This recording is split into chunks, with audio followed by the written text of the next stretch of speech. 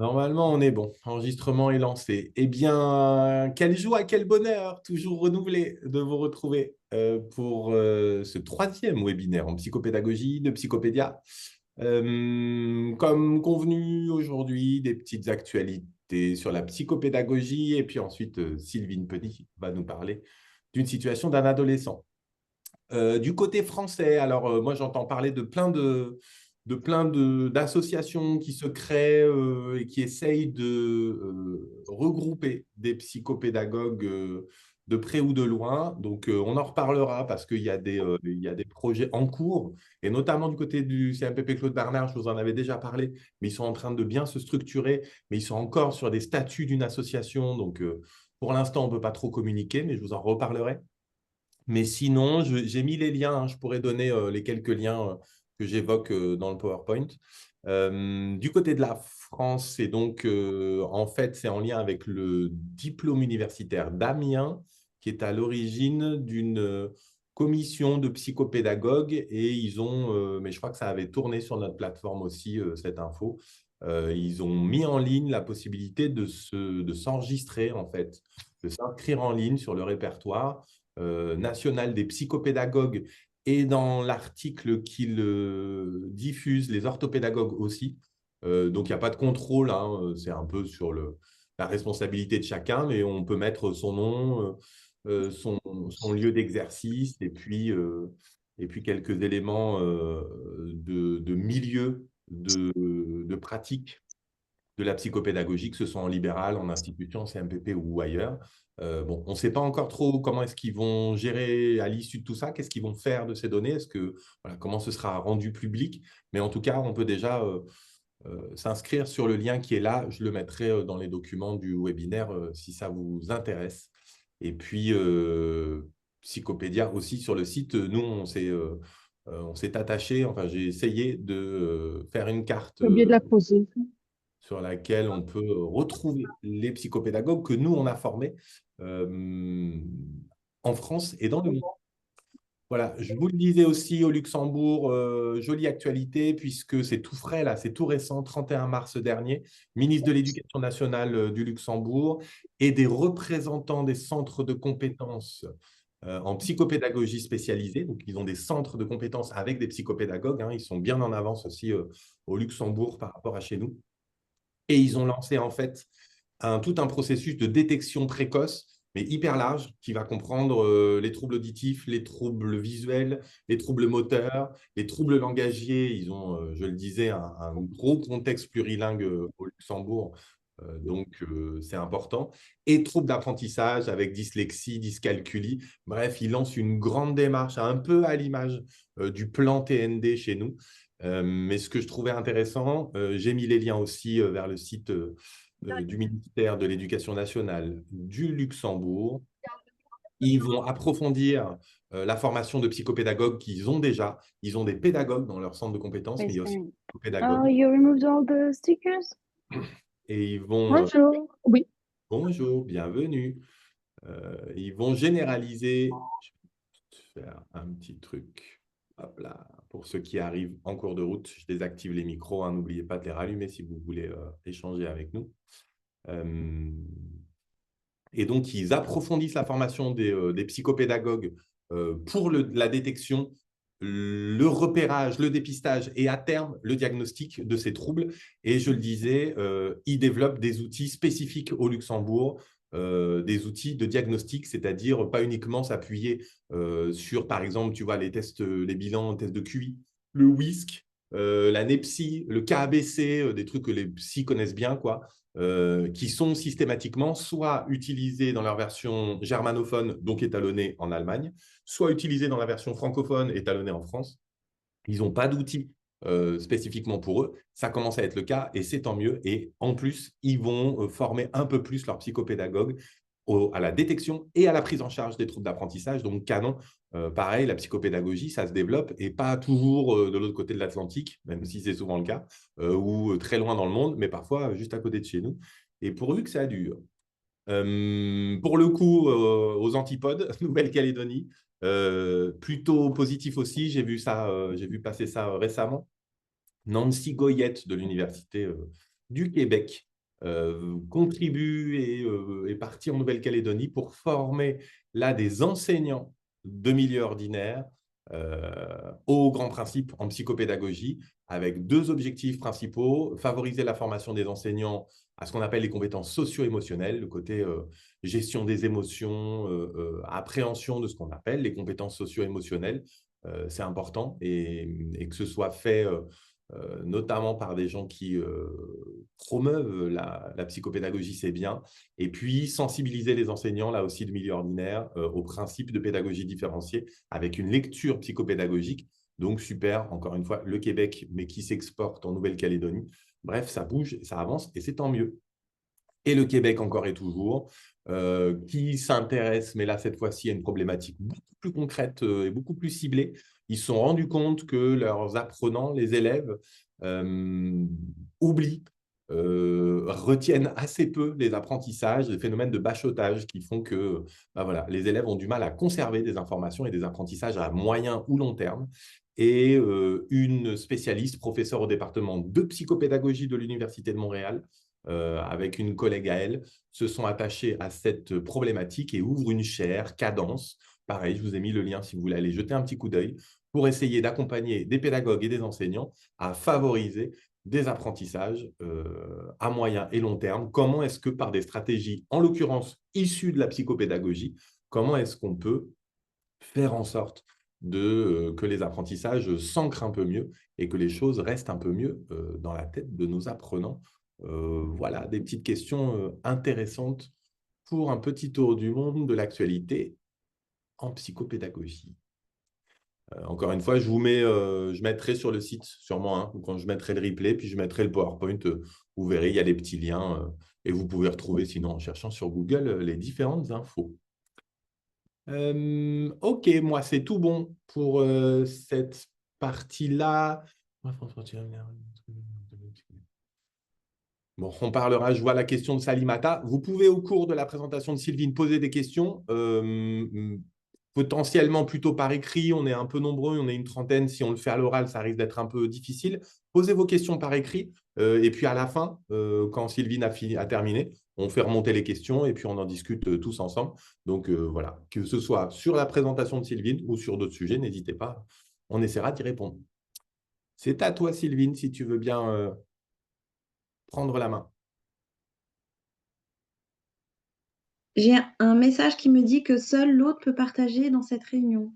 Ah, alors il faut que je te nomme. Je te nomme co-hôte. Normalement, là, ça devrait être bon, non? Co-animateur, ok. Donc, partager.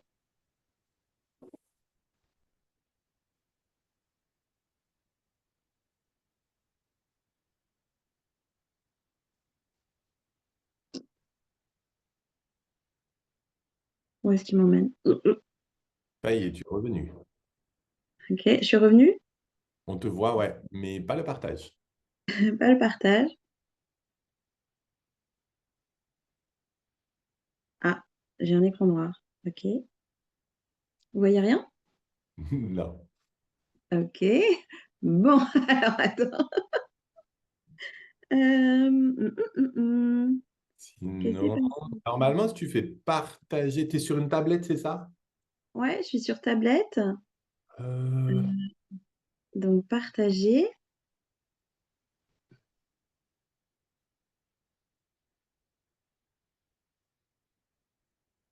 J'avoue que j'ai jamais fait sur tablette, je sais pas trop, mais normalement, partager, il te propose un écran ou une appli. Tu peux partager une appli ou... Ok. Et là, là, vous voyez quelque chose? Non? Non. Partager PowerPoint. Vous voyez rien? Non. Il partage rien? Bon, ok. Sinon, est-ce Euh, que tu peux me l'envoyer? Tu saurais me l'envoyer par mail si tu veux que moi j'essaye de le partager? c'est parti. Ça arrive. Sinon, je change, je me mets sur euh, mon ordi. Mais c'est curieux quand même. Bah ouais. Pourquoi il me l'active pas? Alors, Donc, je suis en train de la recevoir. partage.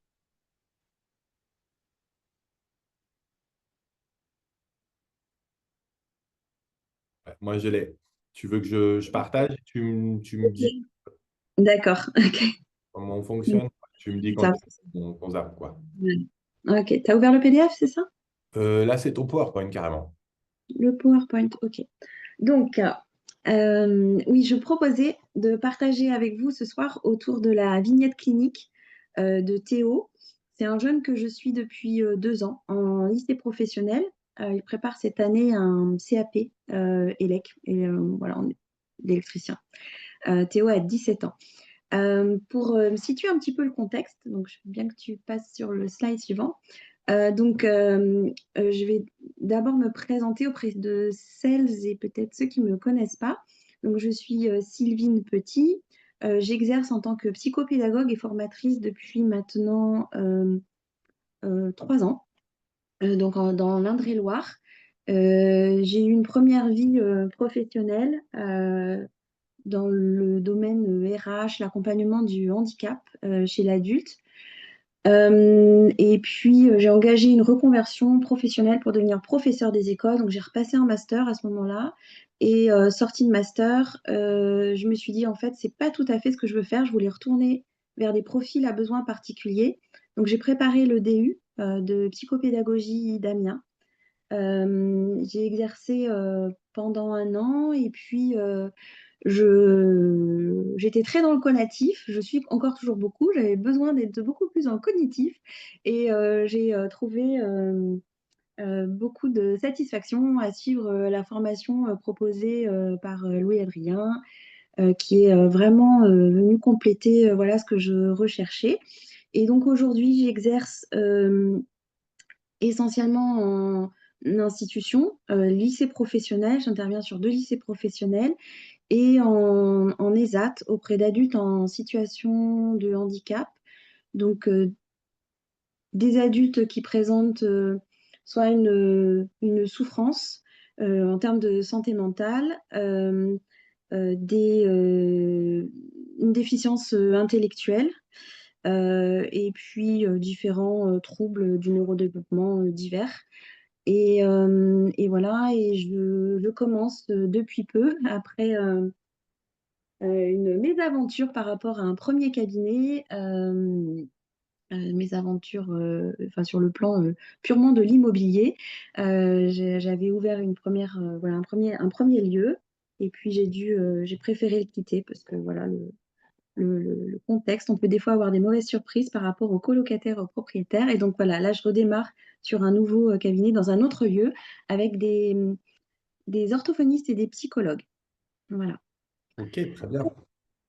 Ouais, je suis contente de ce rebondissement après quelques mois un peu éprouvants.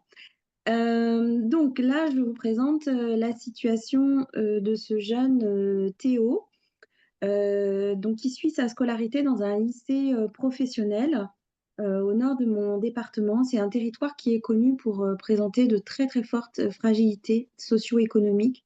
Il y a un taux de chômage très important dans cette ville.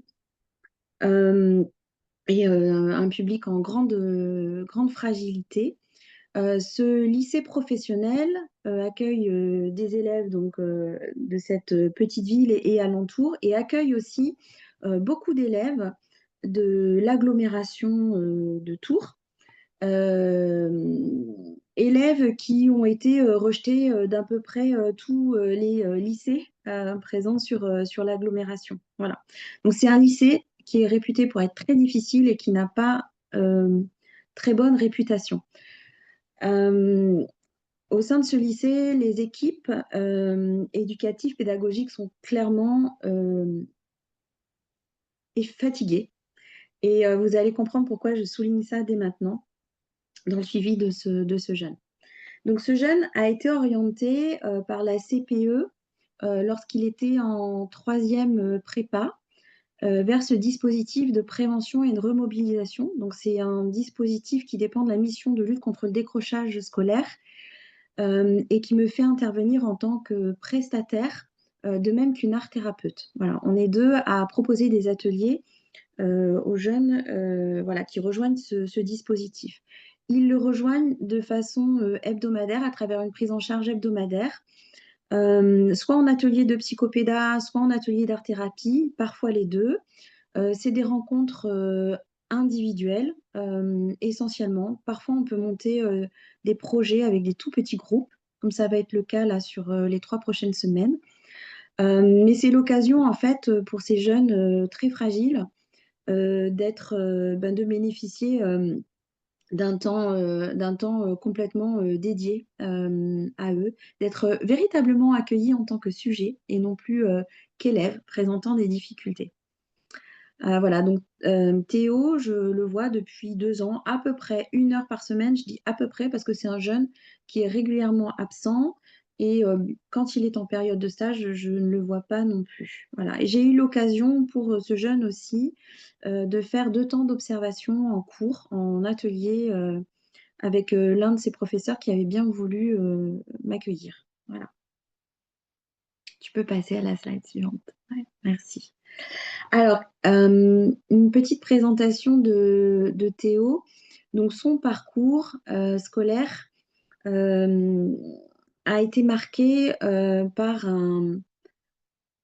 enfin, moi, il me l'a expliqué comme ça. Il m'a expliqué qu'il avait été rejeté par sa professeure des écoles en CP. Voilà, qu'il l'a relégué très rapidement au fond de la classe, sans qu'il comprenne vraiment pourquoi. Il avait un peu le sentiment d'être le vilain petit canard voilà, de la classe. Et il s'est tout de suite en fait désinvesti. C'est un désinvestissement qui a été progressif tout au long de ses années primaires, qui s'est poursuivi pendant ses années collège. Donc, c'est un jeune qui a connu les années Covid. Donc, ça n'a pas aidé à maintenir un lien positif avec l'école, avec le scolaire. Et pendant ces années collège, c'est un jeune aussi qui a connu en fait cette double situation d'être un temps harceleur et un temps harcelé.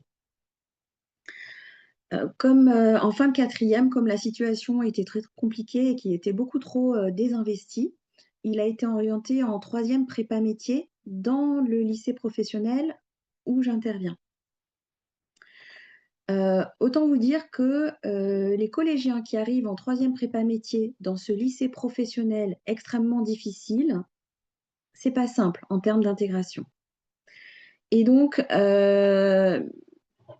Théo est arrivé dans ce lycée avec voilà, ce que l'on connaissait de lui à travers ses années collège. Et il est arrivé avec surtout une étiquette de harceleur. Très vite, dans l'idée de prévenir, lui a été proposé de suivre des ateliers d'art-thérapie. Moi, je l'ai rencontré qu'à partir à la fin de sa 3e prépa, quand il est rentré en seconde bac pro. Et donc, à la fin de sa 3e prépa, Théo est entré en seconde bac pro ELEC. Ça a été un véritable échec parce qu'il n'avait absolument pas le niveau. Ce qui a été dramatique pour lui, c'est que toute l'équipe était consciente qu'il n'avait pas le niveau pour suivre un bac pro ELEC. Et ça a vraiment été une orientation par défaut qui n'a fait que mettre un peu plus la tête sous l'eau de ce jeune. Donc, comme cette année de bac pro a été catastrophique, il a été orienté cette année en seconde CAP ELEC.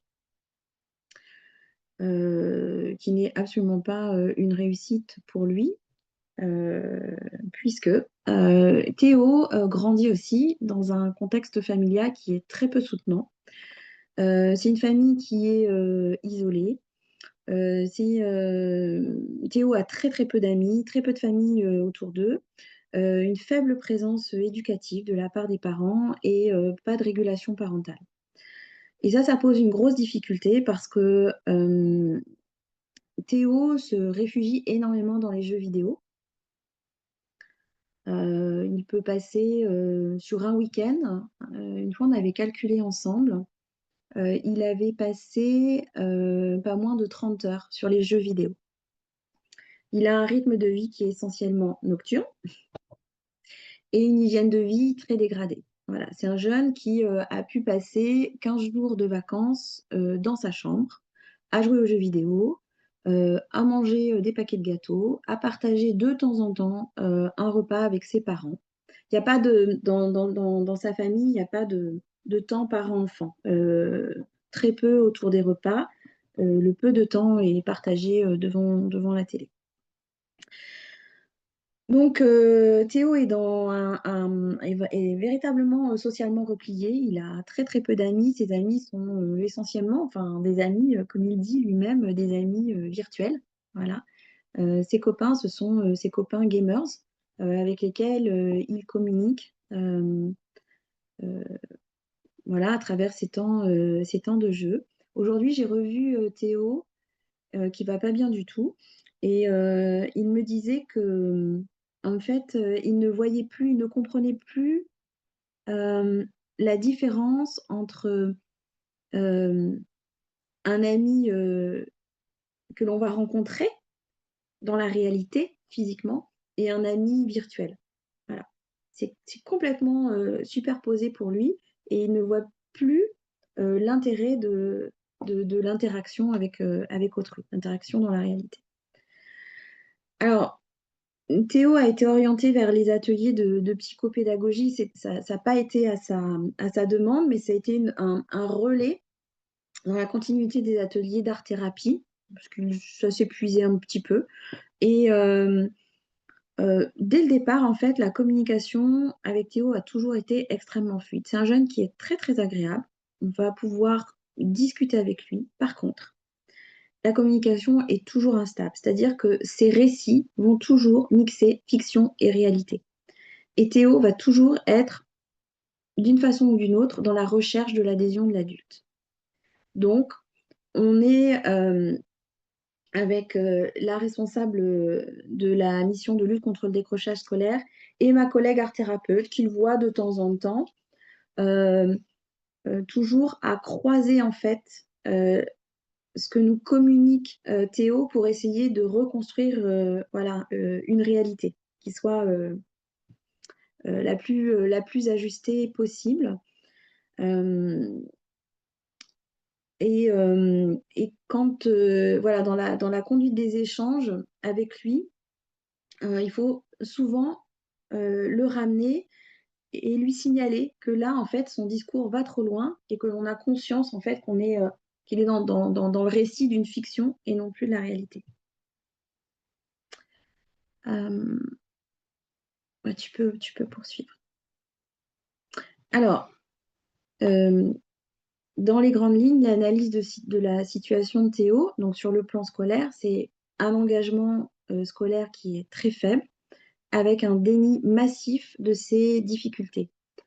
Même lorsque l'on regarde avec Théo euh, les travaux qu'il réalise, par exemple quand je l'ai accompagné en atelier ELEC, même lorsque l'on regarde avec lui euh, les bulletins scolaires, Théo en fait, est en fuite voilà, face à cette réalité.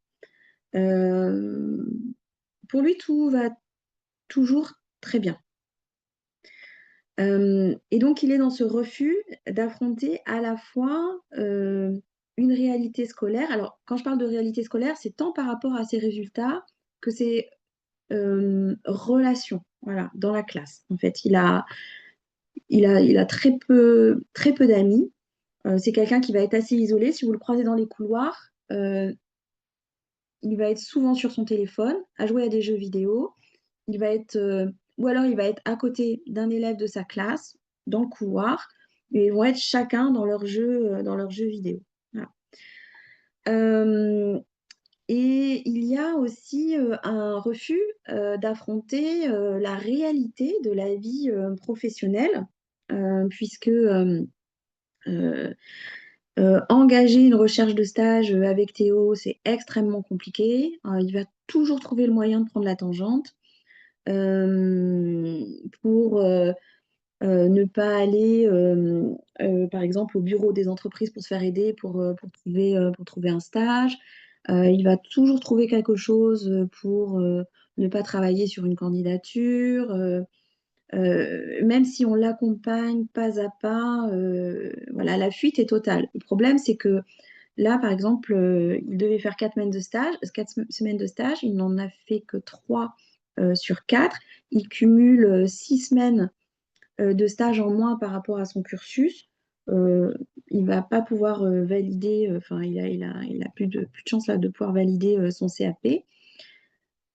Et quand on parle de tout ça avec lui, euh, bah, Théo, il est en fuite, voilà. Et en fait, enfin, moi, je vois vraiment une fuite psychique. Et sa vie est comme suspendue. Il y a quelque chose de très, très inconsistant. Et quand on arrive à cerner un petit quelque chose et à commencer à travailler avec lui, Théo va toujours trouver le moyen de fuir. Voilà. Ce qui est très compliqué dans cette situation aussi, c'est la résignation familiale, puisqu'il y a très très peu de relais parental, malgré toutes les alertes. Et ce qui est, euh, ce qui est très préoccupant, c'est que alors, j'ai eu l'occasion de rencontrer la maman dans le cadre d'une équipe éducative qui a eu lieu il y a 3 mois de ça. Et là, j'ai découvert une relation un petit peu particulière entre Théo et sa maman, parce que sa maman elle-même est dans le déni et dans dans une stratégie systématique, voilà, d'évitement par rapport aux difficultés qui peuvent être présentées et aux propositions qui peuvent être faites pour aider la famille. Et j'ai découvert quelque chose, moi, qui m'a vraiment marquée, c'est que la maman elle-même pouvait partir aussi euh, dans des discours qui n'avaient rien à voir avec la réalité. Et c'est là que j'ai compris que euh, cette façon d'être dans un discours instable pour Théo, c'était une forme de loyauté, je pense, par rapport à voilà, à sa famille. Alors, c'est un jeune qui, en termes de comportement, passe complètement sous les radars au sein du lycée. Il n'a été orienté vers le DPR, ce dispositif, que parce qu'il est arrivé avec cette étiquette de harceleur. Il ne s'est jamais manifesté en tant que harceleur depuis qu'il est dans le lycée. Et il n'a pas non plus été dans un contexte d'élèves harcelés.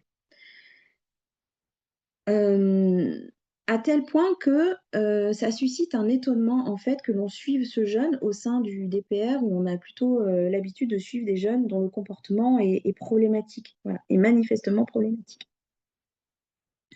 Donc il a un comportement adapté en classe.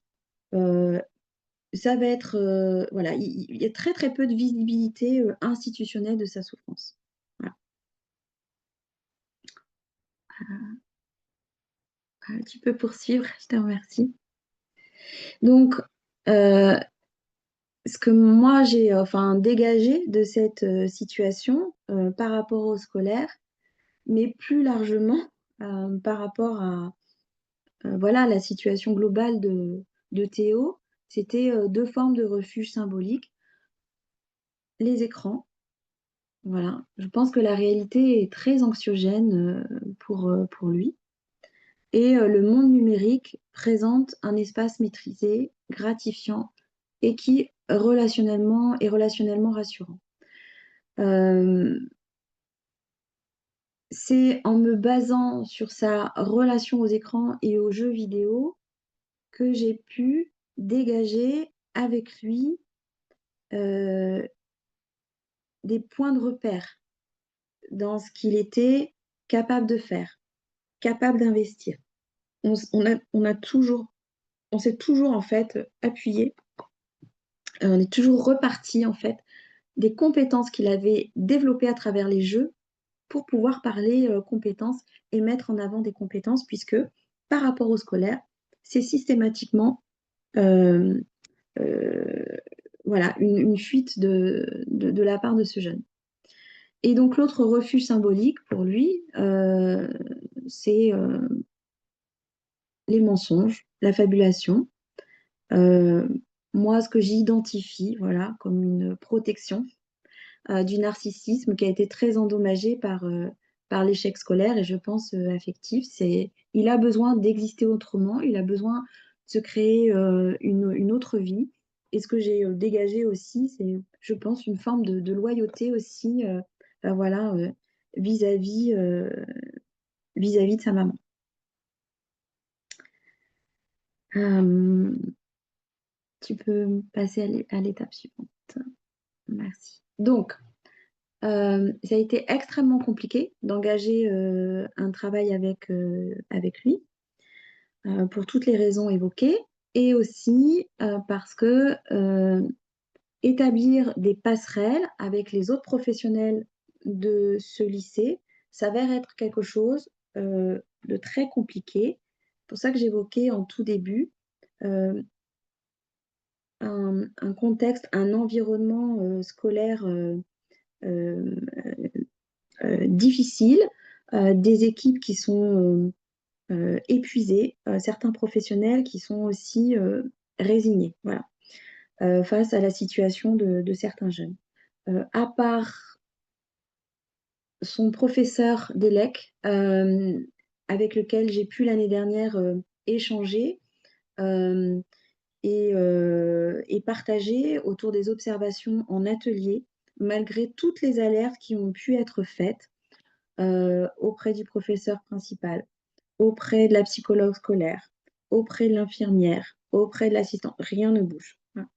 C'est voilà, assez éprouvant et c'est ce qui est venu soulever un certain nombre de questions pour moi sur notre rôle et notre posture dans ce type de contexte, mais je vous en parlerai à la fin. Donc, j'ai fait avec les moyens du bord, j'ai fait ce que j'ai pu et ce qui a été convenu, en fait, comme on a compris avec la, la responsable du dispositif, comme on a compris qu'en fait, ce jeune avait très peu d'interactions sociales, on s'est dit, on maintient le cadre de ces rendez-vous pour qu'au moins une fois par semaine, ce jeune soit, comment dire, dans l'expérience euh, de, de compétences, voilà, je perds mes mots. En fait, je me suis plus inscrite dans du psycho-éducatif, on va dire. Et oui, avec un travail sur les compétences socio-émotionnelles. Euh, je suis partie sur le jeu. Alors, je me suis posé un temps d'investir le jeu vidéo et puis je me suis dit non, ça va pas du tout être une bonne idée euh, parce qu'il est beaucoup trop dedans et puis voilà, il fallait qu'on s'exerce sur autre chose. Donc, je lui ai proposé des jeux comme des puzzles, des Lego techniques, Corridor. Je vois que j'ai fait une faute d'orthographe, enfin, le jeu s'écrit pas comme ça, et les échecs. Voilà. Et l'idée, c'était de permettre autour des temps de jeu d'être dans l'interaction, de lui offrir un cadre structuré, rassurant, de toujours mettre une forme de sécurité à travers la règle, de trouver le moyen aussi de mobiliser des compétences qu'il est censé mettre en œuvre dans le cadre de la préparation de son bac pro puis de son CAP, et notamment des compétences en termes de logique, de planification, sans pour autant parler du scolaire, aborder le scolaire. Donc toujours éviter, enfin voilà, tenir le scolaire à distance. On a euh, enfin j'ai aussi utilisé cette médiation du jeu pour réduire la pression du face-à-face et comment dire, réduire, je pense, en fait, ces manifestations voilà, d'anxiété qui font que par moment, il va prendre la tangente et s'enfoncer voilà, dans le mensonge. Et puis, à travers certains jeux, je pense notamment aux Lego techniques et aux échecs, euh, moi, ce que je cherchais, c'était de l'aider à travailler un peu sur l'estime qu'il a de lui-même et d'arriver à des petites réussites. Et puis voilà, de réintroduire aussi dans une symbolique le lien et la coopération. La question de l'estime de soi, elle est sacrément malmenée quand même. Enfin, moi, je l'ai vu en cours. Euh, Même si l'enseignant qui anime les ateliers d'ELEC a eu cette préoccupation l'année dernière pour ce jeune et m'a dit, OK, venez faire des temps d'observation et le soutenir en atelier. Les interactions prof-élève sont toujours très, très, très tendues. Enfin voilà, il y a des gros problèmes de comportement, il peut y avoir de la violence pendant les cours, etc. Donc les profs sont à cran et face à un élève comme Théo qui s'investit assez peu et qui passe sous les radars, euh, les profs vont pas forcément prendre de gants avec ce genre d'élève. Donc voilà, l'estime qu'il a de lui-même est encore rudement mise à l'épreuve. Voilà. L'autre médiation que j'ai utilisée, donc sur le slide suivant, c'est l'écriture. Euh, il est arrivé à un moment donné de l'accompagnement où je ne sais pas ce qui s'est passé à ce moment-là dans la vie de Théo, mais ça a été une courte période pendant laquelle ils rencontraient à la fois leur thérapeute et moi-même, et on s'est rendu compte toutes les deux que les propos de Théo euh, étaient complètement déconnectés du réel et qui nous embarquaient dans des histoires tout le temps à surenchérir. Mais alors, ce qui est très troublant, en fait, c'est que quand il vous parle, euh, il nous donne vraiment le sentiment d'être convaincu, d'avoir vécu ce qu'il est en train de vous raconter. Il n'y a pas de provocation dans sa façon de créer cet imaginaire. On voit un jeune qui essaie de se raconter, de se créer une autre vie. On était assez dépourvus parce qu'encore une fois, pas de relais, pas de relais de la part de la psy scolaire, de la part de l'infirmière, etc., de relais de la famille. Et donc, après en avoir discuté avec la responsable du DPR et puis de l'art thérapeute, on s'est dit, OK, on va essayer de transformer sa créativité en fiction assumée. Et donc, on a créé comme ça voilà, une façon de canaliser son imaginaire et voilà, pour sublimer ça en récit à travers la production de quelques écrits. Euh, et ça a permis petit à petit de ramener Théo euh, dans le réel, puisqu'un jour, il m'a dit, euh, c'est bon, j'ai compris. Euh, et en fait, ça m'a marqué cette scène. Enfin, voilà, je crois qu'à ce moment-là, enfin, voilà, il y a eu une prise de conscience sur le fait que en fait, en mettant à distance comme ça un peu tous ces discours complètement imaginaires sur des choses qu'il pouvait vivre le week-end, enfin, il est capable de vous emmener. Théo, par exemple, pour vous donner un exemple, il est allé me raconter, donc son papa et sa maman ne travaillent pas, enfin, c'est une famille qui est en grande difficulté. Théo est allé me raconter que dans la cave de sa maison, il avait une imprimante 3D avec laquelle, depuis plusieurs semaines, il était en train de créer un humanoïde. Et il a été capable de me fournir moult détails sur cette imprimante 3D, sur la façon dont il s'y prenait, etc., etc. Alors, je lui ai dit, OK, mais comment tu l'as eu, cette imprimante 3D? Est-ce que tu peux m'expliquer et avec quoi tu l'alimentes? Voilà. Mais c'est un ami qui me l'a donné. Enfin, voilà, il est capable voilà, de partir dans des discours, mais c'était complètement abracadabrant. donc voilà, donc on est parti sur de courtes narrations semi-fictives. Alors, ces narrations prenaient toujours pour point de départ ces jeux vidéo. Et je voyais bien que très souvent, il allait mêler en fait son expérience des jeux vidéo, l'imaginaire des jeux vidéo à sa propre vie. Voilà. Et comme je l'expliquais, il est arrivé à un moment donné où euh, il m'a dit c'est OK, c'est bon. Et en fait, on est reparti pendant un temps au réel. Là, ça faisait quelques semaines que je ne l'avais pas vu, Théo, parce qu'il y a eu. Enfin, il était censé être en stage et puis ensuite en vacances. Aujourd'hui, je l'ai retrouvé là cet après-midi. Il est reparti complètement voilà, dans une autre réalité. Il s'invente à nouveau une autre vie, etc. Et c'était assez troublant cet après-midi parce que par moments, on était dans son imaginaire. Donc, moi, j'essayais régulièrement de le ramener au contexte du lycée, au contexte du scolaire. Et je voyais bien que c'était trop douloureux pour lui. Donc, il me ramenait en fait systématiquement dans l'imaginaire. À travers ces deux médiations, l'objectif, c'était de lui redonner enfin, voilà, une place en tant que sujet pensant, de l'aider à restaurer une capacité à se représenter, voilà, une image de lui autrement que par l'échec, échec auquel il est systématiquement renvoyé euh, sur le plan scolaire et aussi dans son cadre familial.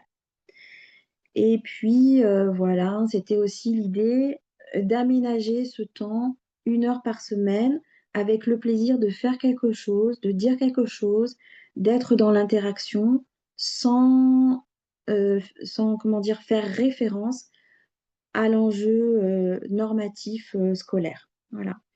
Euh, j'ai tenté, je reprends voilà, une formulation de Jacques Lévin, de créer pour Théo un espace 1 heure par semaine sans menace au sein même du lycée. Voilà. Ouais, tu peux passer au slide suivant. Voilà.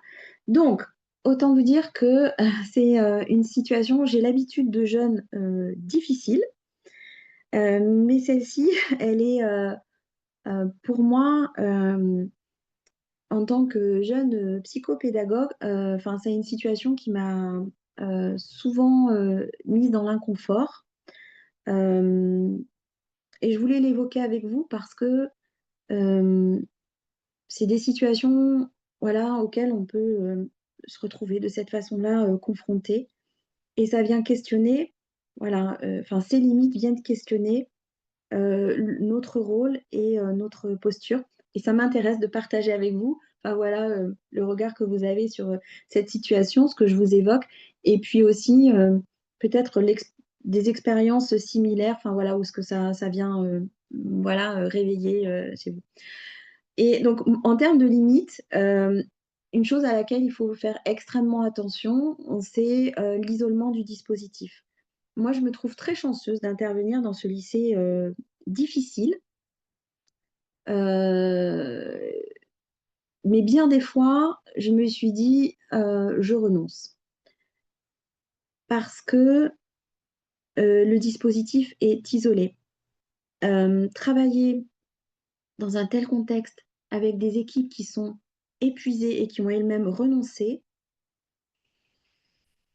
on peut se retrouver, et je l'évoquerai, enfin voilà, par rapport au rôle et posture, parfois dans des situations de surresponsabilisation par rapport aux jeunes. J'ai connu une situation un peu similaire aussi l'année dernière, où je me suis retrouvée isolée. C'était le cas d'une jeune fille euh, avec des violences intrafamiliales, pas de relais.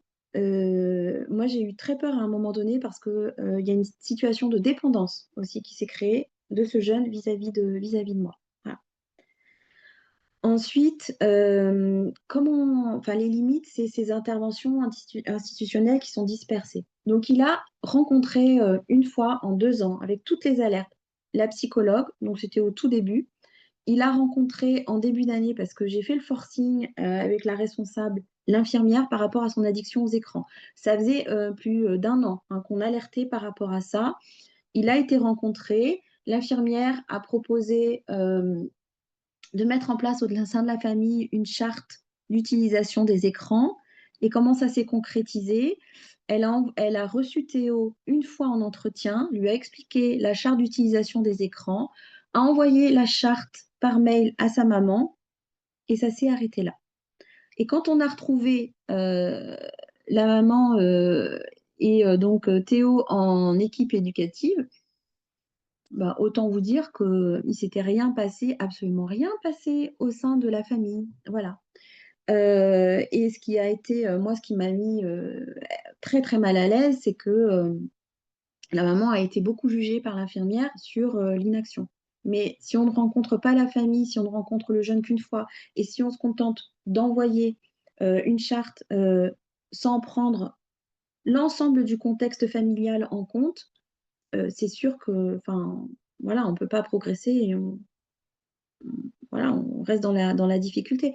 Et de la même façon, sur le plan scolaire, purement scolaire, il y a eu cet échange. Alors, j'ai eu quelques échanges avec son professeur principal, qui est le professeur d'EPS, euh, qui est nouveau dans l'établissement, euh, qui connaît pas très bien cette population et bon, qui voilà, a pas eu envie de s'investir sur la situation de Théo. Et puis ce professeur d'atelier en élec qui a essayé d'agir de son côté et qui a déploré lui-même de ne pas parvenir à mettre, enfin voilà, malgré ses alertes en conseil de classe, etc.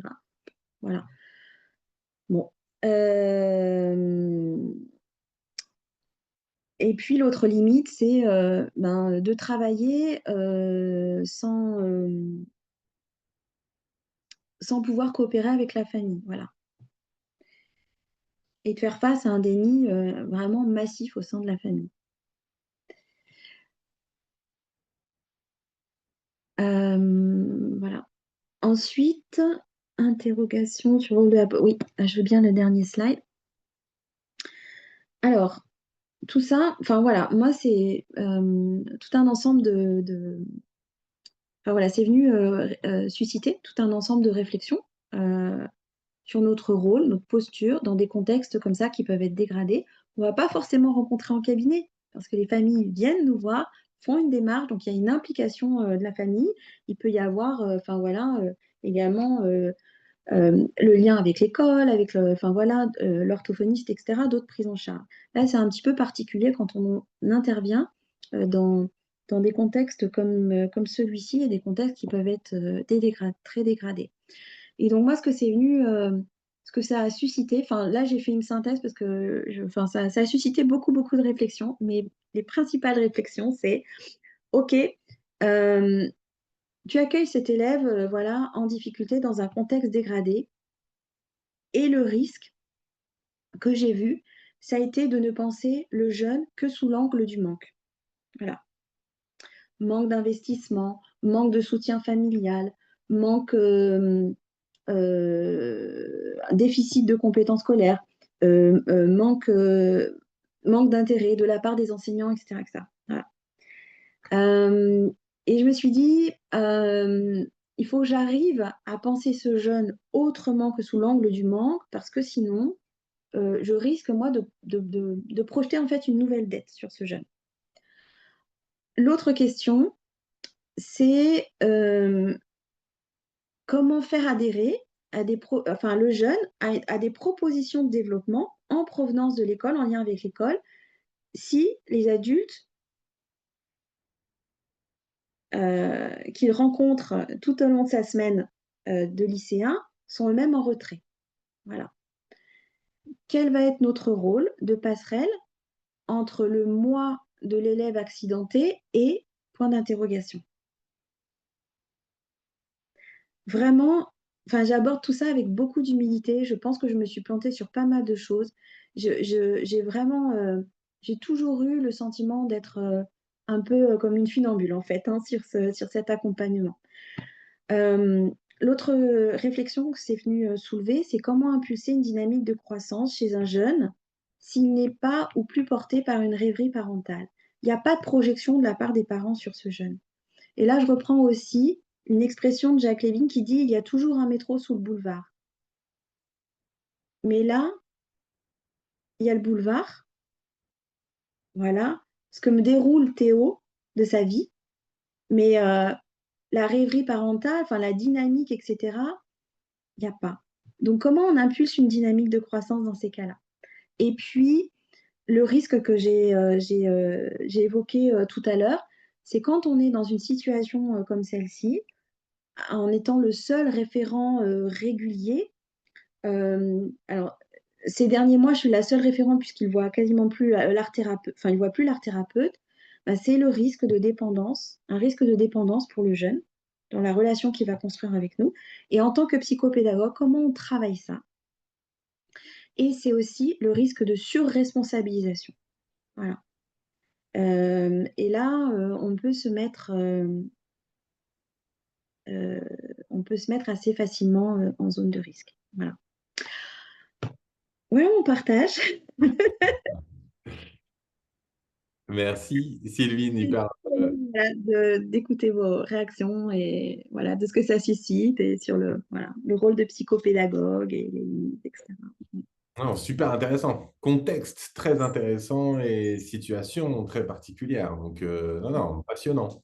Ok, je vais laisser la parole, mais peut-être une première pour commencer, parce que tu vois, ce qui, je trouve, un des éléments qui… Il y a plein de choses, hein, on a plein de questions, mais une des choses qui est un peu particulière, c'est, tu vois, le contraste entre ce que tu décris comme étant un ado qui passe sous les radars. Tu vois, c'est une phrase que tu as dite plusieurs fois.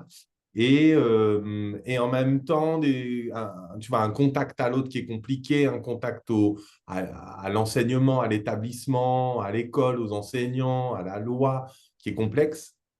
Et c'est vrai qu'on se dit tout de suite, mais est-ce que ce gamin, il a vraiment été vu par un médecin? Est-ce qu'il a vraiment été vu par un psy? Enfin, tu vois, très vite, la problématique d'une structure de personnalité un peu particulière, tu Mm. vois, fait nous dire, bon, déjà, premièrement, bien joué pour le lien que tu as réussi à nouer avec lui. Et on va en rediscuter, on va voir ce que chacun et chacune en pense. Mais je pense que c'est déjà super que toi, tu aies une alliance thérapeutique et on va discuter de ta responsabilité et le fait d'être seul dans ce genre de situation, ce qui est loin d'être confortable, mais tu as quand même une carte à jouer qui est bien, qui est intéressante, et il a accroché avec toi, alors qu'il est en refus de tout, ce qui est énorme quand même, hein, c'est déjà très bien. Mais c'est vrai que la première question qu'on se pose, c'est pourquoi est-ce que la psy scolaire, elle n'a pas plus réagi? Pourquoi est-ce qu'il n'y a pas un bilan psy? Pourquoi est-ce qu'il n'y a pas une prise en charge plus globale pour un gamin, enfin un ado, un grand ado, quoi, que tu nous décris et pour lequel on se dit très vite, ouais, il y a beaucoup de choses derrière quand même, quoi. Par rapport à ça, pour répondre très rapidement, on est dans un désert médical. La famille n'a pas de moyen de locomotion. Euh, je pense que la famille, enfin moi, c'est l'impression que m'avait donnée la maman. Elle essaie de se protéger, de cacher des choses. Et alors, pourquoi il n'a pas vu la psy scolaire? Bien, tout simplement parce que la psy scolaire est sous l'eau et qu'il y a des situations plus graves que la sienne. Voilà. Ok. Elle suit elle est toute seule, enfin, je ne sais plus sur combien d'établissements. Euh, L'autre jour, on m'a dit qu'elle avait, je ne sais plus combien de centaines d'élèves, enfin voilà, en suivi. Oui, Le ouais, territoire qui est très difficile, ouais. mais il y a des situations qui sont plus graves que celles de ce jeune. Voilà. Bon, Je vais vous malheureusement, dire partout, une hein. chose, en fait, l'année dernière, alors il y a eu un changement de chef d'établissement. J'ai discuté l'année dernière, je sortais d'un rendez-vous avec Théo, je tombe sur la chef d'établissement, je vais la voir. Et je lui dis, écoutez, il faut faire quelque chose pour ce jeune. C'est pas possible. Il va sombrer, ce jeune. Il va vraiment complètement décrocher. Je dis, moi, toute seule, je peux pas. Elle m'a répondu, écoutez, Madame Petit, il arrive à maintenir la tête hors de l'eau. C'est déjà bien. Ouais, Donc, on en est respire là. encore. Voilà. Oui, on en est là. On en est là. On peut se retrouver dans des Ouais. contextes. Ça existe. Ça existe. C'est pas vrai. Mm. Ouais. Bon, malheureusement, il n'y a pas que dans ton coin que c'est paupérisé et peuplé, c'est partout. Mais bon, quand même, là, en tout cas, ce que tu nous ramènes, on se dit, ouais, il y a vraiment besoin que tu sois pas toute seule et qu'on puisse objectiver quand même le fonctionnement de cet grand ado, de ce jeune adulte qui risque, pour lequel ça risque d'être compliqué pour la suite, quoi. Laure Mm. Dupuis, vous avez posé quelques questions, vous voulez intervenir? Oui, moi je voulais voir avec toi, Sylvine, par rapport à ces fuites. Comment ça se passe ces fuites? Tu as dit surenchérissait, il partait dans son imaginaire. Et c'est quoi comme imaginaire? Est-ce qu'il y a des thèmes récurrents? Voilà. Et les jeux vidéo aussi. À quoi il jouait aux jeux vidéo? Alors les jeux vidéo, bah, c'est tout ce qu'on peut trouver, enfin voilà, très en vogue mais beaucoup de jeux. Alors il a une passion pour les jeux dans lesquels il va livrer des combats, voilà. Donc tout type de combat. Euh, il m'a dit un jour qu'il avait été capable de passer. Alors je me souviens plus du jeu, mais il était question d'une quête qui pouvait lui permettre de gagner une arme spécifique. Et il a été capable de jouer, je crois, 6 ou 8 heures d'affilée pour voilà. Et donc, en fait, il est dans cette recherche à travers les jeux euh, ben, d'une prise de pouvoir, quoi. Voilà. Euh, et à travers, oui, ce qu'il peut nous raconter, donc il y a eu euh, l'histoire de l'imprimante 3D avec cet humanoïde qu'il était en train de créer. Euh, euh, alors, il s'est créé aussi une petite amie. Il m'a raconté, enfin voilà, des choses complètement abracadabrantesques sur la relation avec sa petite amie qui habitait à l'autre bout de la France. Il était allé la voir le week-end. J'ai dit, mais où à l'autre bout de la France? Ah, mais je me souviens plus de la ville. Mais c'était loin. Oui, oui, c'était très loin. J'ai fait beaucoup, beaucoup de voitures. Mais qui t'a emmené?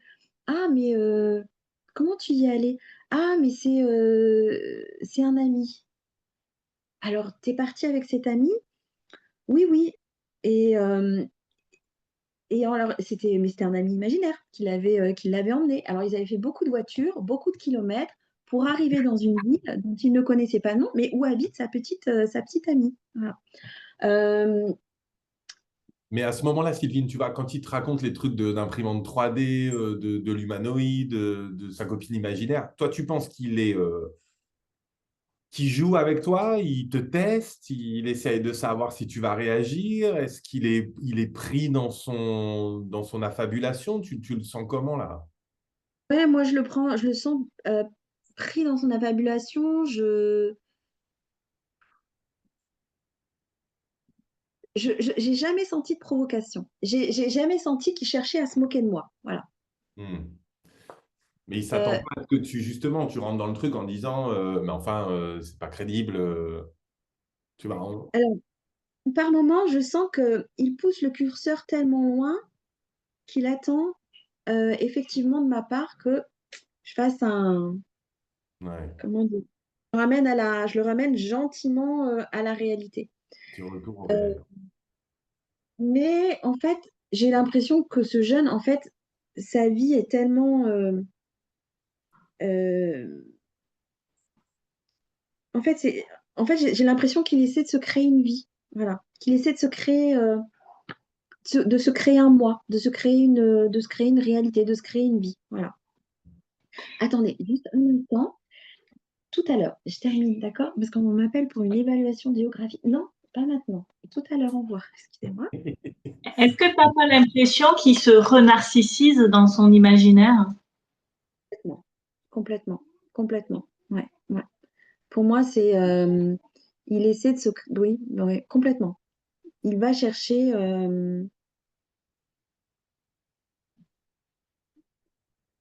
Voilà, le Théo, le Théo qu'il aimerait être, qu'il rêverait d'être. C'est l'impression que ça me fait à chaque fois. Il m'a raconté, par exemple, être parti euh, pendant des vacances scolaires, donc c'était des petites vacances scolaires, je crois que c'était les vacances de la Toussaint. Ouais. Pendant les vacances de la Toussaint, il m'a dit oui. Je dis, bah alors, qu'est-ce que tu as fait? Comment ça va, etc. Qu'est-ce que tu as fait pendant tes vacances? Raconte-moi. Et, euh, et là, alors il s'est inventé un groupe d'amis avec lesquels il est parti découvrir des lieux abandonnés sur la ville. J'ai plus le nom, le terme qui me vient, ce type d'exploration, quand on va visiter des lieux abandonnés. C'est un nom particulier, enfin voilà, c'est. Et Une psychothérapie, c'est pas ça? pardon? C'est une psychothérapie, en fait. Non, c'est une- Et, euh, et donc, oui.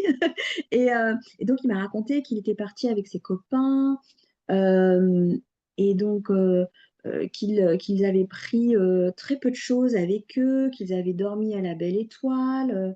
Mais il y avait plein de choses qui tenaient pas par rapport aux kilomètres parcourus. Ils étaient à pied. Et là, pareil, mais alors, je m'étais partie dans quel coin, et à quel endroit, autour de la ville, etc. Et ça tenait pas. Mais il me racontait juste des vacances magiques, quoi. Enfin, une grande aventure avec des copains et des choses assez extraordinaires qu'ils avaient pu vivre, voilà, en termes de peur dépassée, en termes euh, comment dire, de courage, enfin, etc., etc., etc. Voilà. Et Et moi, je trouve que ton idée d'écriture, hein, elle est très, très intéressante, là, du coup.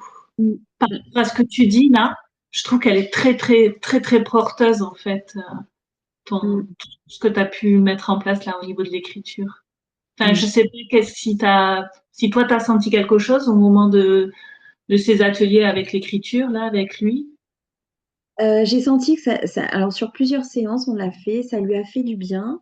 Et puis est arrivé un moment donné où il m'a dit, voilà, que euh, il fallait qu'on s'arrête. Et en fait, je me suis, quand il m'a dit ça, la façon dont il me l'a exprimé, enfin, j'ai encore son visage en tête. euh, c'est un peu comme s'il m'avait dit, OK, euh, Sylvine, je prends conscience que les histoires que je raconte en dehors de ces lieux, de ces temps d'écriture, ça va trop loin. Voilà. Enfin, ça l'a renvoyé à quelque chose comme ça. Et, euh, et donc voilà, on est repassé à autre chose et puis on est revenu dans, Mais ouais, dans super le intéressant. jeu. La médiation de l'écrit, c'est génial, quoi. Parce que tu vois, dans ce que tu décris quand même, bon, bien sûr, on se dit à la fois, il faudrait quand même qu'on puisse statuer un peu sur la structuration psychique de ce gamin et qu'il soit suivi en psychothérapie. Tu vois, en complément de ce que toi, tu peux faire. Mais c'est vrai qu'une psychothérapie, ça va le confronter aussi à des trucs qui le mettent très mal à l'aise. C'est du face-à-face, c'est de l'échange direct. Alors que là, la médiation par l'écrit, ça lui offre quand même une possibilité de s'évader comme il aime le faire, que ce soit dans le jeu vidéo, dans ses récits, dans ses affabulations ou dans le reste. Tu vois, moi, je trouve ça canon. Et ça donne envie de se poser la question, s'il jouait le jeu, s'il le voulait bien, mais de comment est-ce que tu pourrais l'accompagner dans le fait de structurer ça. C'est-à-dire qu'il puisse passer tu vois, d'une dimension presque onirique dans le jeu, dans le récit, mais complètement en association libre dans laquelle il part un peu dans tous les sens et que toi, dans le travail et l'alliance que tu as pu créer, tu puisses l'aider à structurer ça en disant, bah, tu vois, il y a du matériel, il y a du diamant brut. Comment est-ce qu'on va l'amener à le structurer, à l'organiser? Parce qu'il nous faut, tu vois, il nous faut un récit, il nous faut un fil conducteur et que tu puisses éventuellement, encore une fois, s'il joue le jeu, l'amener à structurer ça. Ce serait vraiment intéressant si tu pouvais y arriver. Mais ouais, la voie d'entrée par l'écrit, elle est top, hein. Après, mon idée, j'avais envie de l'emmener en fait sur la création d'un jeu, voire d'un jeu de rôle, enfin quelque chose comme ça. J'avais imaginé un projet comme ça avec lui. Ouais. Bon, euh, là, ouais, je ne l'ai pas vu pendant plusieurs semaines parce qu'il était censé être en stage et puis en fait, on a découvert qu'il n'était pas en stage. Il est resté 3 semaines chez lui sur sa console de jeu. Ouais. Il y a eu les vacances, donc 2 semaines de plus sur sa console de jeu.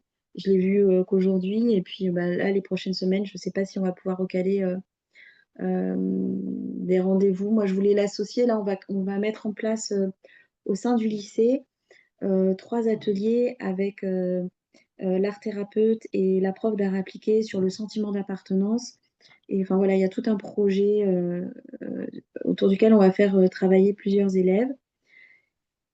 Euh, j'ai demandé à ce qu'ils puissent participer, voilà, qu'on le libère par rapport au cours. Pour le moment, c'est refusé, donc je ne sais pas si je vais pouvoir le revoir ou pas.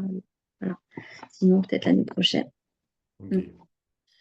Bon, on va voir s'il y a d'autres questions ou d'autres remarques, mais c'est vrai que moi je trouve que la question de l'autonomie, tu vois, tu posais la question de mais comment est-ce qu'on fait quand la famille n'est pas à ressources, quoi, quand l'environnement, bah, à 17 ans et parfois à 12 ans, parfois à 13 ans, à 14 ans, bah, tu vois, moi je trouve, mais ça demande du temps et le fait que ce serait bien que tu ne sois pas toute seule là-dedans, mais, Mm. euh, mais ouais, je ne sais plus qui évoquait dans les commentaires, c'est Lupopote, je crois, tu vois, le dispositif Mon Psy, par exemple, s'il était accompagné par une AS, et si lui, il pouvait être acteur et un peu autonome là-dedans, tu vois, Mm. moi, je pense que vu la situation, en plus définitivement chez un grand ado qui a de bonnes capacités intellectuelles, je veux dire, hein, il est intelligent, ce gamin, quoi, ça se sent, se voit.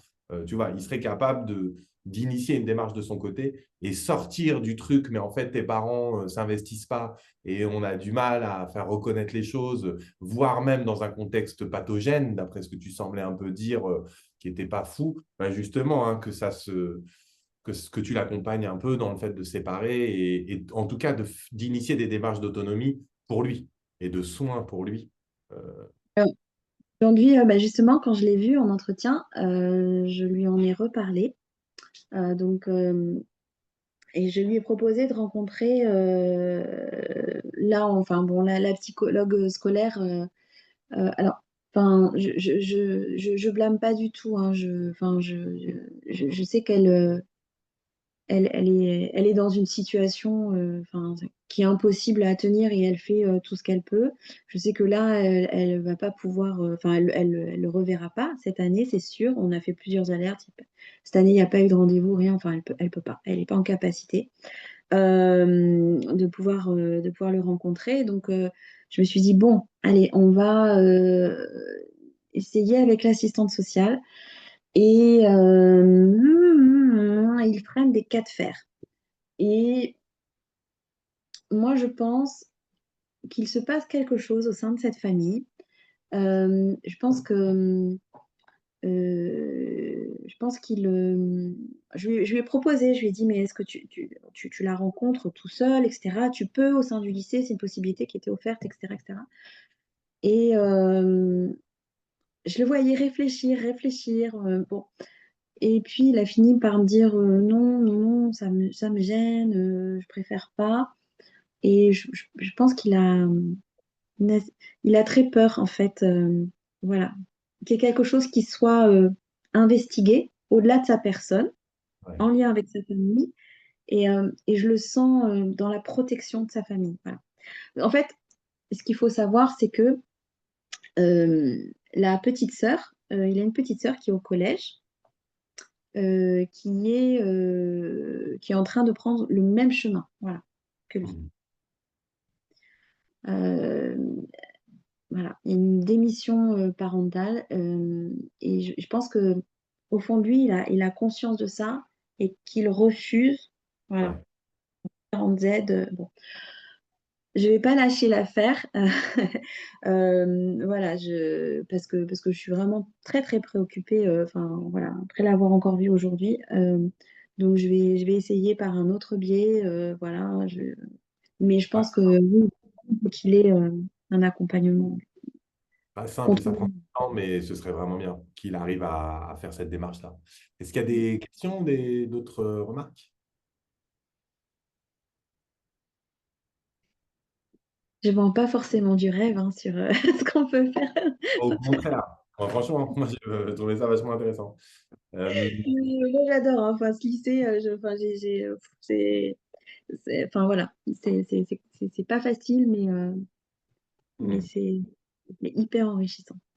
Bon, il y a aussi la question, tu vois, tu l'as dit rapidement et je trouve intéressant hein, le choix que tu as fait. Ah, je n'avais pas vu, il y a Laure qui voulait intervenir. Vas-y, Laure. Oui, je me permets parce que personne pose des questions. Euh, je voulais te dire que en fait, Sylvine, il te met dans une position, enfin, c'est pas il, c'est l'institution te met dans une position isolée en fait avec lui. Tu l'as dit. Non, enfin, moi j'ai l'impression que on te donne ça toute seule, ce paquet à gérer. T'essayes de voir un peu tout le monde pour qu'on te soutienne. Bah, j'ai l'impression que tout le monde se renvoie la balle. Enfin, il y a personne et que c'est un peu ce qu'il vit lui en fait. C'est cet isolement en fait. Alors, en fait, j'ai l'impression que tu vis la même chose avec lui, de ce qu'il se met en jeu ou de ce qui est mis en jeu pour lui au sein de l'école ou même au sein de sa famille finalement aussi, tu vois. Mm, mm. Oui, Et enfin voilà, enfin ça je voulais te dire et je voulais te dire que justement toi tu as le lien et tu poses les limites et moi je trouve que là il n'y a pas de limite. Au contraire, là je trouve qu'il y a que de l'espoir quoi, au lien qui a avec toi, même si ce lien il est pas très solide, tu le vois quelquefois, tu le vois quand ça peut se faire, mais je trouve que voilà, il faut que tu le gardes parce que tu seras, je pense, un pont qui l'emmènera aussi vers autre chose et tu seras quelque chose ou un repli, mm, enfin, mm, je trouve, puisqu'il y a le lien quand même. mm, mm. Merci. Mm. Intéressant. Blandine, une remarque? Ouais, salut Sylvine. Déjà génial, franchement, félicitations pour un cas qui est très émotionnellement, je pense, intense. Et je me demandais justement par rapport à ce jeune, par rapport aux jeux vidéo, tu vois, tu parles de sa petite sœur qui prend exactement le même chemin, de probablement conflit de loyauté, etc.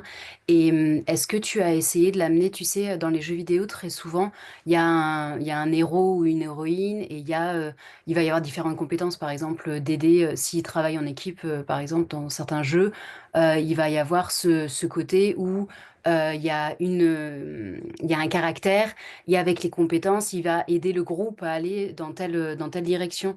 Est-ce que tu as essayé de créer cette dynamique, par exemple, de visualiser que, par exemple, c'est une équipe, non pas avec sa famille, mais avec sa petite sœur, et d'avoir des outils, tu vois, pour pouvoir justement aller dans une direction qui serait un peu plus...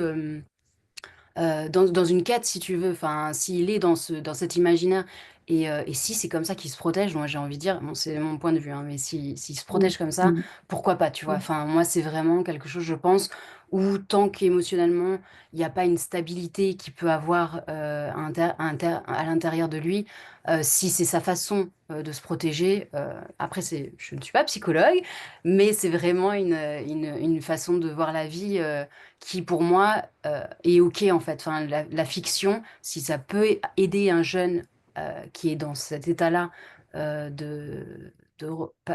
pas rejet parental, mais de manque parental, de guidance, ouais. mm, Dans ces cas-là, essayer, enfin, il a l'âge aussi pour pouvoir justement reprendre les rênes, quoi.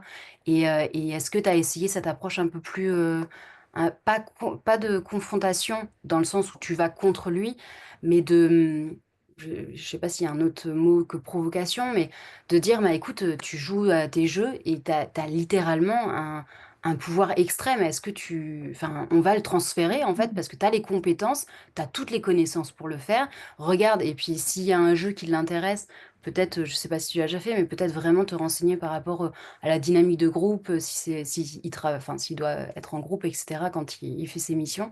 Et vraiment d'essayer de voir quel personnage il joue et d'utiliser toutes les compétences qu'il a dans ce jeu-là pour les intégrer avec sa petite sœur, tu vois, et pour essayer d'aller dans cette direction. Un peu justement de changer en fait ce, cette, ce je suis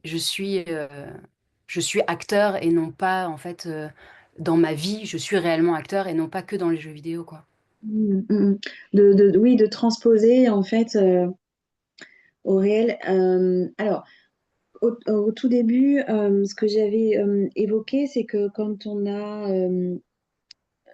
comment dire, travailler un peu sur l'analyse de ses compétences, j'avais systématiquement de la fermeture quand j'essayais de penser compétences par rapport au domaine scolaire. Du coup, c'est là où je suis allée chercher dans le jeu. Ce qu'il faisait effectivement dans le jeu, ce qu'il pratiquait, pour mettre en évidence toutes ces compétences qu'il pouvait voilà, développer et qualités qu'il pouvait développer. Après, ce que tu dis, c'est intéressant. Effectivement, il pourrait se figurer et se projeter en héros et oui, se projeter sur un chemin, une espèce de quête pour sortir de cette situation. Moi, ce qui me met mal à l'aise, en fait, et ce que je ne sais pas bien faire, enfin, je suis vraiment pas sûre de moi quand j'avance sur ce terrain-là avec lui. C'est c'est en fait dans quelle mesure euh, lui qui est, sa vie, ce sont les jeux vidéo. Il ne fait rien autour. Rien autour.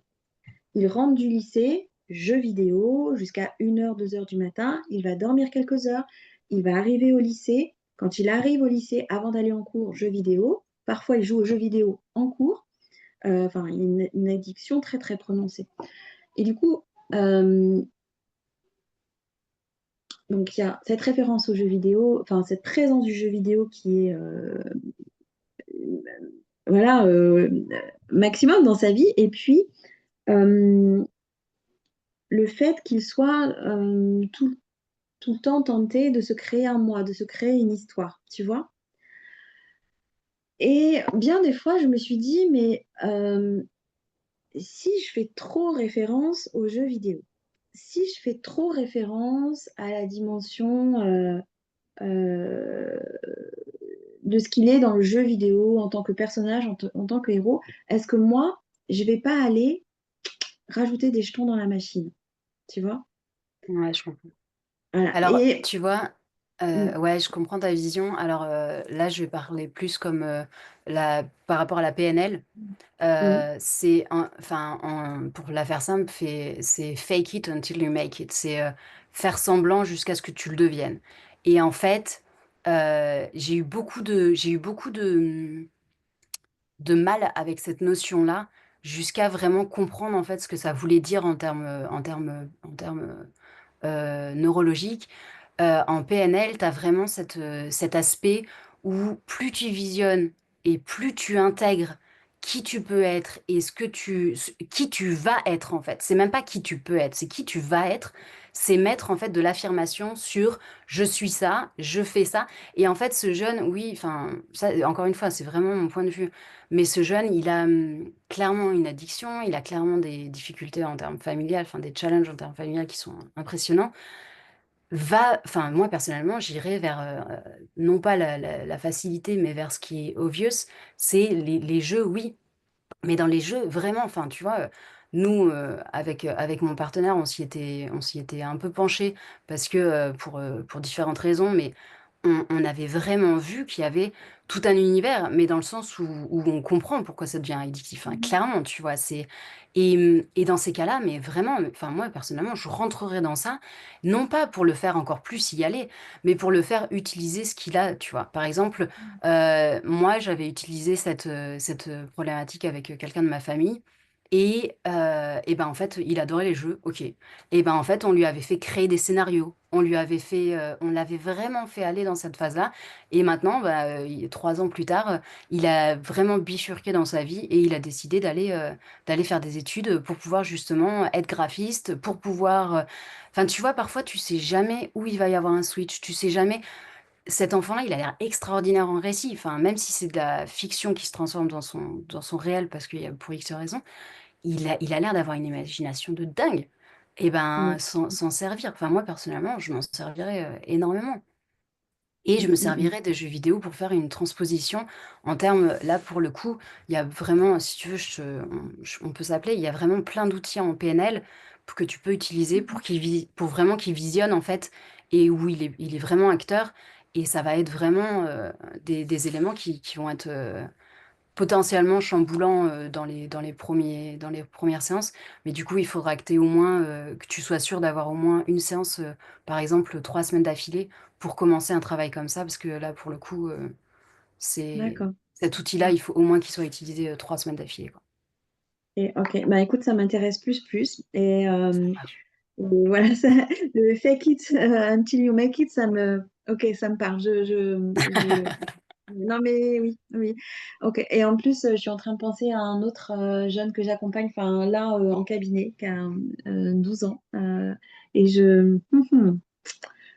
voilà, qui a une petite addiction aussi aux jeux vidéo. Et c'est vrai que Ok. la question des jeux vidéo, bon, moi je trouve bien aussi hein, que tu aies pris l'axe de dire bah, moi je ne vais pas rentrer là-dedans et je vais proposer une alternative. Et c'est Mm, intéressant. Et tu vois, je trouve que par l'écriture, il y a des choses vachement bien. Mais mm. moi, je sais qu'en psychothérapie, le jeu vidéo Fable, par exemple, qui est, je crois qu'on en avait parlé sur le groupe, qui est un jeu vidéo, je le dis juste plus comme ça, hein, mais dans lequel, en fonction des décisions qu'on prend, l'environnement perçoit le personnage différemment. Et en fait, c'est un peu le livre dont vous êtes le héros, quoi, tu vois. Et tu peux construire ton personnage qui est assez intéressant. Et il y a It Takes Two dans les jeux de coop, quand on a besoin de montrer à des patients ou dans des situations que bah, c'est mieux à deux, c'est mieux quand on se fait aider et d'accepter l'aide. Et c'est un jeu dans lequel tu peux rien faire tout seul, tu as toujours le deuxième et ça permet d'avancer. Mais intéressant aussi que que tu aies pris un peu le contre-pied. Moi, je trouve ça pas mal. Mm. Euh, Bon, et le coup tu vois, le fait de l'imaginaire, il y a eu plusieurs commentaires. Bah, on tient un grand écrivain et c'est bien que ça passe par là. Il y a du potentiel, c'est sûr. C'est clair. Euh, voilà, il y a une question de Sandrine aussi. Je ne sais pas si elle est encore là, si je crois. Bon, voilà, comment est-ce qu'on crée de l'alliance avec un ado peu motivé et notamment en début de suivi, bah, c'est vrai que c'est pas simple. Et c'est pour ça que c'est vrai qu'on peut avoir tendance à partir un peu de leur centre d'intérêt, des choses qui leur plaisent et de démarrer par là pour créer de l'alliance. Ce qui a été fort dans l'approche de Sylvine, c'est qu'elle a réussi à le faire sans forcément prendre cet abord-là. Mais oui, partir mais chez les ados ou même chez les enfants, quoi, à partir des centres d'intérêt, de ce qui plaît au départ, ça permet quand même de créer de l'envie chez les enfants. Et ensuite, bah, c'est comment est-ce qu'on va le structurer. Tu vois un peu ce qu'on se disait sur les récits. Bah, comment est-ce qu'on va structurer progressivement? Comment est-ce qu'on permet à des enfants ou à des adolescents de venir aussi rejouer des choses qui leur plaisent et qui font partie de leur passion en séance, mais on va leur montrer que bah, en séance, on peut le faire, on peut en parler bien sûr, on peut s'en servir carrément, mais on va essayer de le structurer ou comme Landine nous disait sur voilà, comment est-ce qu'on va créer des scénarios, comment est-ce qu'on va accompagner et essayer de partir de quelque chose qui attire euh, le patient et essayer de l'amener à autre chose, à s'ouvrir aux autres quand il est un peu enfermé sur lui-même, à structurer quand ça s'éparpille un peu. Bref, on peut essayer au moins de partir de là et de ce qu'il amène au départ, hein. Laisser de l'espace pour que les jeunes apportent du matériel, c'est important. Mm. Moi, ce que j'observe là en 2 ans et demi d'accompagnement de ces profils d'ados, je travaille sur un autre lycée qui est moins, nettement moins compliqué, mais bon, quand même, parfois. Et donc, en fait, ces jeunes sont adressés, ils ne sont pas demandeurs, hein. Ils sont adressés repérés par la cellule de décrochage. Euh, le point d'entrée à chaque fois, c'est bon, ok, t'es là, mais t'as pas forcément envie de venir, t'as rien demandé.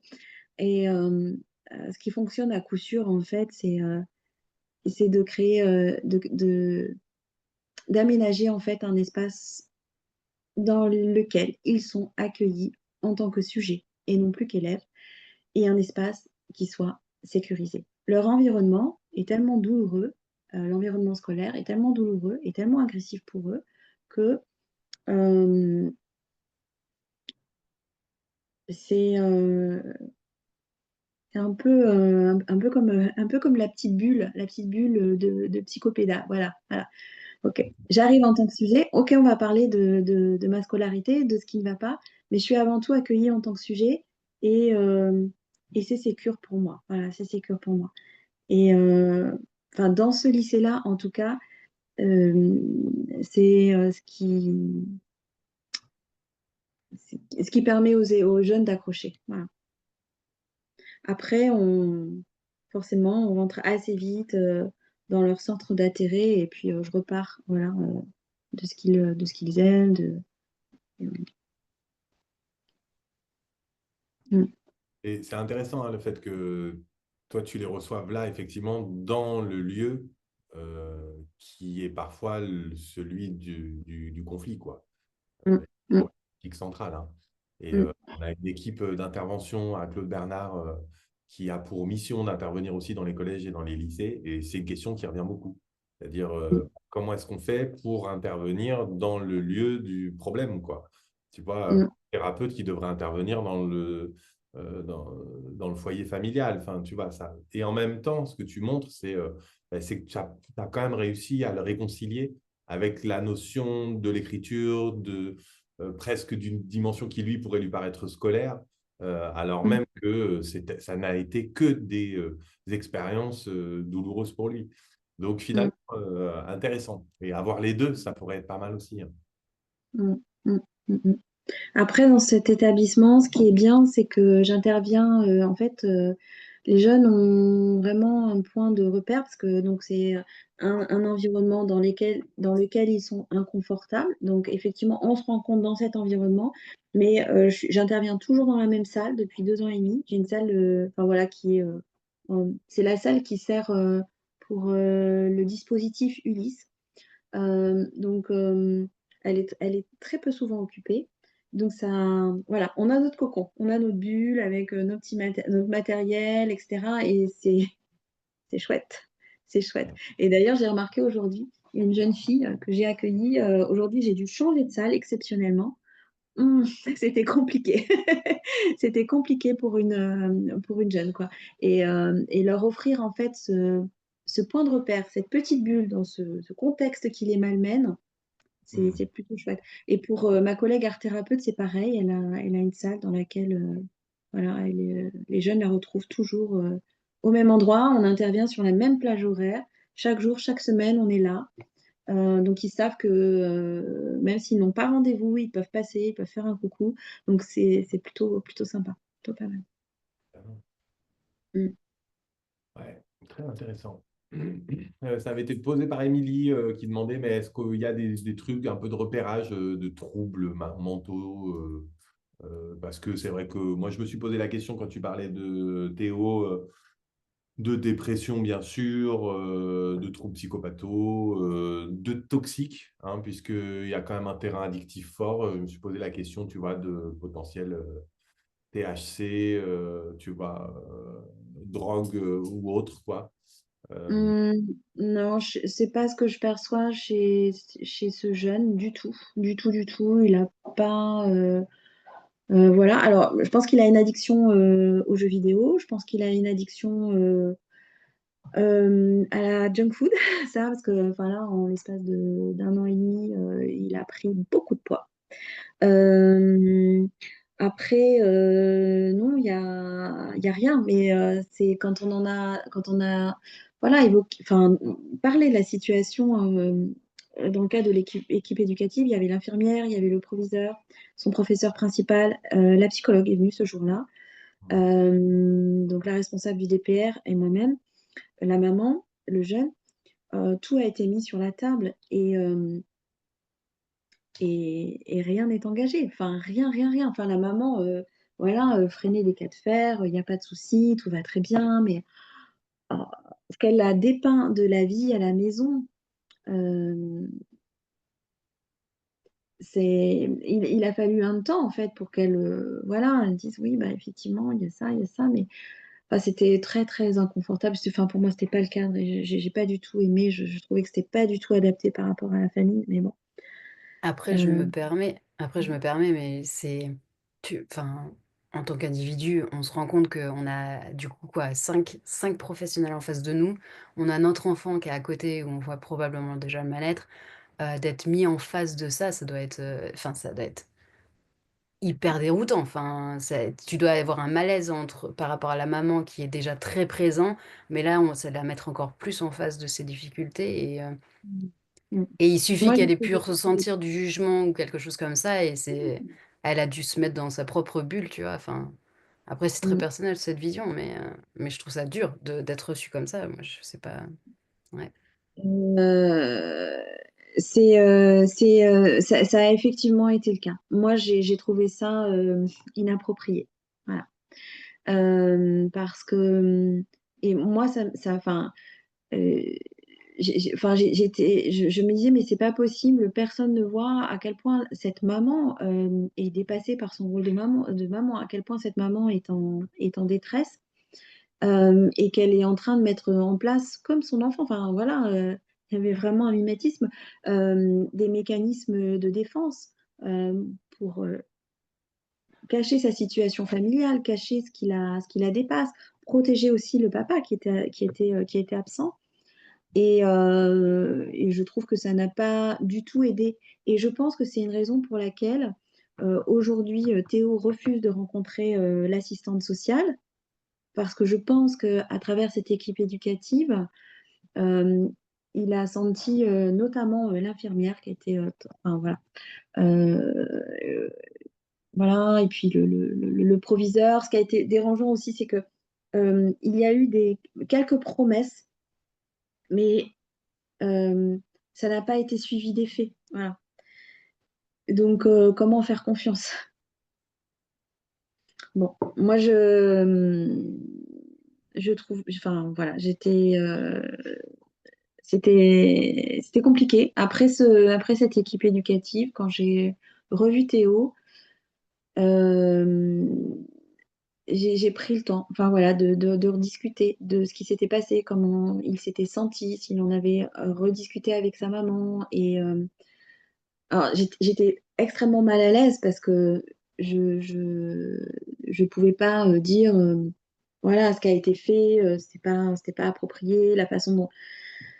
Enfin bon, j'ai essayé voilà, d'arrondir pour remettre du lien. J'avais peur qu'ils ne viennent plus au rendez-vous, m'ayant vu voilà, au sein de cette équipe. Bon, il me fait suffisamment confiance et euh, voilà, et pour comprendre que, que je n'étais pas dans le jugement voilà, de la situation de sa famille et de sa maman, et voilà, et qu'on trouve des solutions. Mais ça, je pense que sa maman était vraiment pas bien à l'issue de ce rendez-vous, et c'est pour ça qu'on n'a plus de nouvelles non plus. Enfin, voilà. Ouais. Très très délicat, hein, mais voilà, mais c'est des situations qui demandent du temps. Et malheureusement, ces équipes, ces professionnels n'en ont plus parce qu'ils croulent sous le travail. Ouais. Et je sais pas du tout comment ça fonctionne dans les établissements comme ça, mais est-ce qu'il y aurait pas une possibilité où où t'es une plage horaire pour rencontrer les parents, par exemple? Alors ça, je l'ai proposé à plusieurs reprises et ça m'a été refusé. Parce qu'en termes de financement, tu penses Non, ou... non, c'est pas une question de financement, c'est une question que, euh, en fait, le dispositif de prévention et de remobilisation ne relève pas du lycée directement. En fait, c'est une cellule qui émane de l'échelle académique. D'accord? Donc, c'est une cellule qui est présente à temps partiel dans les différents lycées professionnels de la région. Euh, Dans le fonctionnement du lycée, il est considéré que les relations avec la famille euh, ne peuvent passer que par les professionnels qui sont directement rattachés au lycée. Alors moi, je suis prestataire externe et Ouais. j'interviens dans le cadre d'une cellule, voilà, qui est donc C'est un cadre légal, administratif qui ne te permet pas de recevoir les parents, quoi. Ouais, voilà. ouais. Bon, dommage. Ça fait partie des limites aussi, hein, enfin, clairement. Ouais. Bon, en tout cas, très intéressant. Plein de messages hein, pour te remercier. Je ne sais pas si tu as eu le temps de voir pour ta Ah, je très regarde un petit peu les questions. Ok, ben super si ça vous a intéressé. super, super Vous êtes- riche. Euh, voilà, on va clore si ça vous va. Deux, trois informations. Enfin, oui, reprendre quand même Laurence Bonneville qui dit peut-être orienter vers des TCC aussi. Dans les cas d'addiction, que ce soit idée ou autre, ça peut être intéressant. Encore une fois, il faut qu'il y ait une volonté de Théo de se faire aider, mais oui, dans ce sens-là, pourquoi pas. Il y avait Émilie qui demandait s'il existe des tests un peu de dépistage quand il y a des troubles un peu psychopathos. Ça, pareil, je mettrai dans les documents du webinaire. Il y a encore une fois des Québécois qui ont développé des petits outils alors, de repérage. Hein, c'est pour des enseignants, pour des pédiatres. Ce n'est pas du tout au stade du diagnostic, mais pour pouvoir se dire bah, est-ce qu'il y a un risque de dépression, d'addiction, voilà, pouvoir avoir des petits repères dans ce sens-là. Ok, Voilà volontiers, ouais. les différents éléments. Et puis, vous dire aussi que le prochain webinaire aura lieu le lundi 2 juin et qu'a priori, ce sera le dernier avant les vacances. Et, et voilà. Et on sera content de pouvoir se retrouver le 2 juin. En tout cas, encore merci Sylvine pour la Merci à vous. vidéo. C'était vraiment hyper riche, très intéressant et ça confronte bien aux limites du psychopédagogue, mais aussi à sa particularité parce que je pense qu'en tant que psy, tu n'aurais pas eu et pu faire tout ce que là, tu as réussi à faire. Donc, vraiment intéressant de voir les deux aspects. Ok, ok. Merci beaucoup. Je suis contente. Ça vous a apporté des choses. Super. Et moi, j'ai reçu beaucoup là, plein de nouvelles réflexions, de pistes. Donc un grand merci. Super. Bah, merci à tous et bonne soirée et à bientôt. À bientôt.